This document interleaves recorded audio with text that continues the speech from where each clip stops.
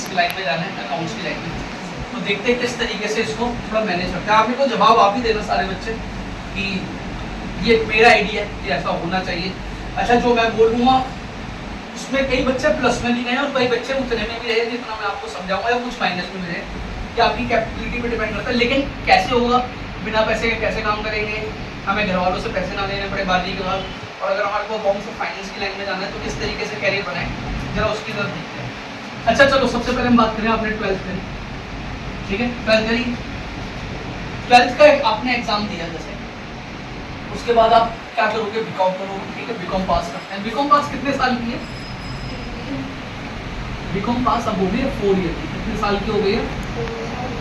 4 साल की BCom pass, ठीक है। और अगर आप इसको पोस्ट ग्रेजुएशन में लेके चलना चाहते हो, सॉरी, बीकॉम पास 3 साल की है, मैं माफी चाहूंगा, तो 3 साल की है, लेकिन अगर आप इसको लगातार 4 साल की कर दोगे, तो आप लगातार इसे कंटिन्यू करो, तो आपको इसमें ना पोस्ट ग्रेजुएशन की डिग्री मिल जाएगी। किसकी मिल जाएगी? पोस्ट ग्रेजुएशन की। आपकी है ना 4 साल अगर आप लगातार करते हो तो आपको एक तरीके से आप समझो एमकॉम की डिग्री मिल गई। अब हम मान के चलते हैं सीधा सीधा कि हमारी ग्रेजुएशन 3 साल की है, 4 साल की, जैसा आप चाहो वैसे कर सकते हो। आपने 12th का एग्जाम दिया, ठीक है, और आपने एक टैली का, इसका जिसे हम कराते हैं, जिसे हम अकाउंट्स मैनेजर का कोर्स बोलते हैं बेसिकली, और अगर आपको बेसिक आता है तो आपने साथ में बेसिक का कोर्स भी कर लिया, जिसमें वर्ड, एक्सेल, पावर पॉइंट वगैरह आते हैं। और ये कोर्स करने के बाद है, ये कोर्स करने के बाद, अच्छा 12th में जब होंगे आप, 12th का एग्जाम दोगे, पास करो, कितनी एज होगी लगभग? 17-18 साल, चलो 17 मान के चलो, ठीक है, 17 मान के। अच्छा एक बात बताओ, 17 साल की उम्र में जैसे आपने 12th का अपना एग्जाम दिया, रिजल्ट से पहले 3-4 महीने पहले आपने एक कोर्स करा, और इसमें आपके लगभग समझो 15,000 रुपये खर्च हुए। कितने हुए? 15,000, ठीक है, लगभग, ऊपर नीचे भी हो सकते हैं थोड़ा बहुत। इसके बाद आप किसी सीए फॉर्म में लगे, इसमें लगे सीए फॉर्म में जॉब। सीए कितने पैसे देगा? आप एज ए फ्रेशर जाओगे, सीए कितने पैसे देगा? कभी 10-12 हज़ार रुपये नहीं देते सीए। आपको जब फ्रेशर जाओगे तो एज आपको 3,000 से लेकर 5,000 रुपये तक कुछ भी पेड कर सकते हैं, इतने ही देंगे। कभी 10-12 हज़ार रुपये नहीं मिलते सीए के। आप जाओ और आपको कुछ नहीं आता, आपको सीधा 10-12 हज़ार रुपये कौन देगा? ये जो भी इंस्टीट्यूट वाले बोलते हैं ना, कोर्स कर लो सीधा 15,000 रुपये की जॉब लग जाएगी, ये मिथ होता है। बड़ा रेयर होता है कि किसी कैंडिडेट को किसी फर्म में जॉब मिल जाए, लेकिन सीए उसको 15-20 हज़ार रुपये तो नहीं देगा। सपोज करो 3 से 5 हज़ार रुपये की आपको जॉब मिल गई। अब आपकी ग्रेजुएशन या पोस्ट ग्रेजुएशन लगभग 4 साल में हो रही है, 4 ईयर में हो रही है। अब सपोज करो आप सीए फर्म में ना 4 साल तक ही क्या करते रहे, जॉब करते, ठीक है, सीए फर्म में 4 साल तक जॉब करते हैं। ये जो सैलरी होगी 5,000 रुपये से स्टार्ट होगी, 4 साल में कितनी हो जाएगी? कितनी हो जाएगी? 15,000 रुपये के आसपास होगी, कोई 20-25 नहीं होगी। भाई आपकी सैलरी 5,000 रुपये, एक साल में कितना इंक्रीमेंट करेंगे वो आपका? 20% करेंगे तो 1,000 रुपये हो गई। 6,000 का फिर करेंगे तो लगभग 12-15 हज़ार के आसपास ये सैलरी हो सकती है। सपोज करो हम इसको 15,000 रुपये मान के चलते हैं, ठीक है। अच्छा, अगर हम 15,000 रुपये, तो ये हमारा लास्ट पीरियड होगा कि लास्ट टाइम में हमारी सैलरी 15,000 रुपये होगी। अब आप एक एवरेज मान के चलो, सपोज करो कि अगर हम टोटल सैलरी की बात करें, 3,000 से चालू हुई, 5,000 हुई, 7,000 हुई, 10,000 हुई, 12-15 तक हुई, तो एक एवरेज मान के चले कि हमारे को जो सैलरी मिली होगी, सपोज करो वो 7,500 रुपीज़ पर मंथ की एक एवरेज आई होगी। सपोज करो, कर लो कुछ भी कर दो, 7, 7,500, 8,000, कुछ भी, इतना तो बनेगा ही बेसिकली। अब 7,500 को ना 12 से मल्टीप्लाई करो, सॉरी 4 ईयर से मल्टीप्लाई करो। 7,500 को पहले 12 से करो और फिर 4 से मल्टीप्लाई करो, करके बताओ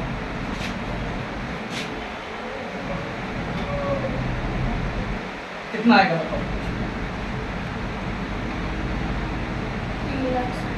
7,500 को पहले 12 से करो, पहले ये बताओ,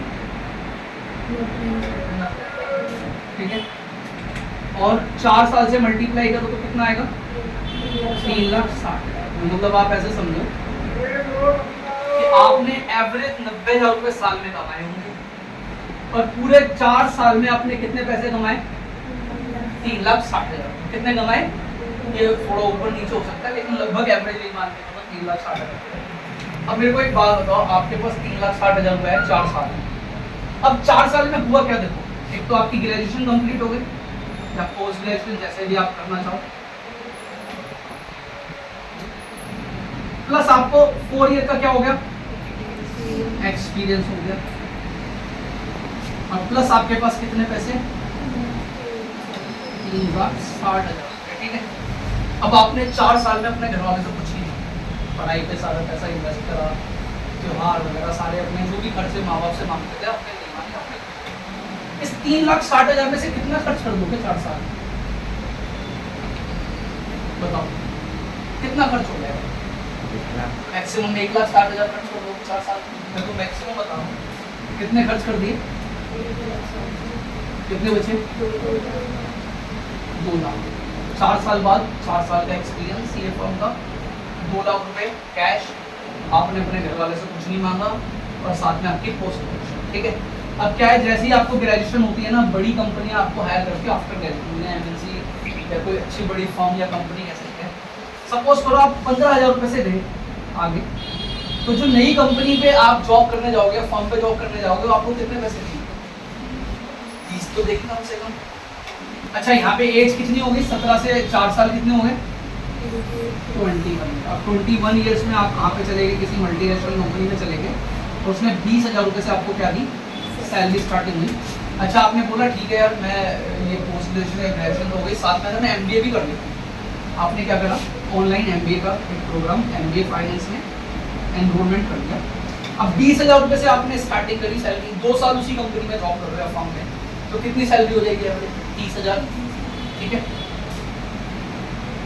अगर हम एवरेज करें, सपोज करो मान के चलो 24-25,000 रुपये एवरेज मान सकते हैं, 25,000 रुपये मान सकते हैं, ठीक है।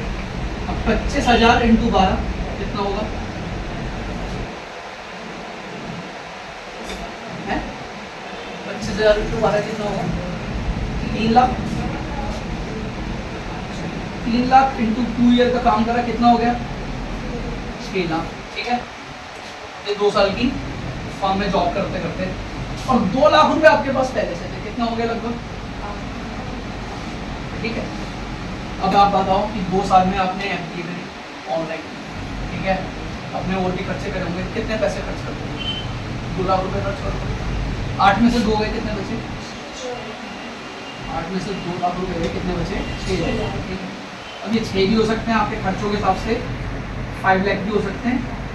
अब देखो हुआ क्या, आपकी एज कितनी हो गई, 23। अब देखो क्या होता है, देखो 4 साल की हमारे पास ग्रेजुएशन या पोस्ट ग्रेजुएशन जो मर्जी बोलिए आप, प्लस 4 ईयर का एक्सपीरियंस, जिसका CFM का, जो बहुत बेनिफिशियल होता है। बड़ी बड़ी फर्म, बड़ी बड़ी कंपनी जो CA के आगे काम करती है, अच्छे कैंडिडेट को हायर करती है। प्लस 2 ईयर का एक्सपीरियंस किसका, किसी MNC का या किसी बिग फर्म का, और प्लस 2 ईयर का ये वाला एक्सपीरियंस, मतलब टोटल एक्सपीरियंस कितना हो गया, 6 ईयर। एज कितनी, 23 ईयर्स, ठीक है। अब जब आप यहाँ से 30,000 की सैलरी से किसी के पास जाओगे, बताओगे कि मेरे को 4 साल का CA का एक्सपीरियंस है, 2 साल का किसी MNC अच्छी कंपनी है, और क्या कहते हैं वहाँ पे आपको सॉफ्टवेयर भी नए नए सीखने को मिलेंगे, जैसे या तो आपने टैली सीखा, वहाँ पे SAP वगैरह और भी सॉफ्टवेयर सीखने को मिलते हैं। जब आप कहोगे किसको मेरे को 6 साल का एक्सपीरियंस है, आपके पास सैलरी स्लिप होगी, सैलरी स्लिप में लिख रहा है 30,000 रुपये महीना। जब आप आगे बढ़ोगे ना, तो आपके कम से कम सैलरी ना करते हुए 35 से 40,000 रुपये आपकी सैलरी होगी, ठीक है जी। और 35-40,000 रुपये सैलरी आप अपने आसपास देखो 22-23 साल के बच्चों की कितना। सबसे बड़ी बात, आपका पैसा नहीं लगा, आपने सारा पैसा खुद कमाया, माँ बाप से कुछ लेने की जरूरत नहीं पड़ी।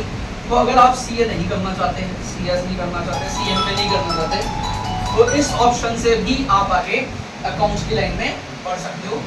मैं बहुत सारे ऐसे अकाउंटेंट जानता हूँ जिन्होंने सिर्फ टैली का कोर्स करा या अकाउंट्स का कोई कोर्स करा, अपने एक्सपीरियंस से वो 50,000, 60,000, 80,000, 1-1 लाख रुपये तक वो सैलरी ले रहे हैं। मैं पर्सनल जानता हूँ, कुछ मेरे स्टूडेंट्स भी हैं जो इतनी सैलरी ले रहे हैं। तो ठीक है, कई बार ऑप्शन नहीं होता हम CA कर पाएँ, CS कर पाएँ, CMA कर पाएँ, इतना इन्वेस्टमेंट कर सकें, या पैसा नहीं है, या सपोज करो हम उतने लेवल की पढ़ाई नहीं कर सकते। लेकिन अगर आप अकाउंट्स की लाइन में जाओगे और अकाउंट्स की लाइन में जाना चाहते हो, तो इस तरीके से भी आगे बढ़ सकते हो।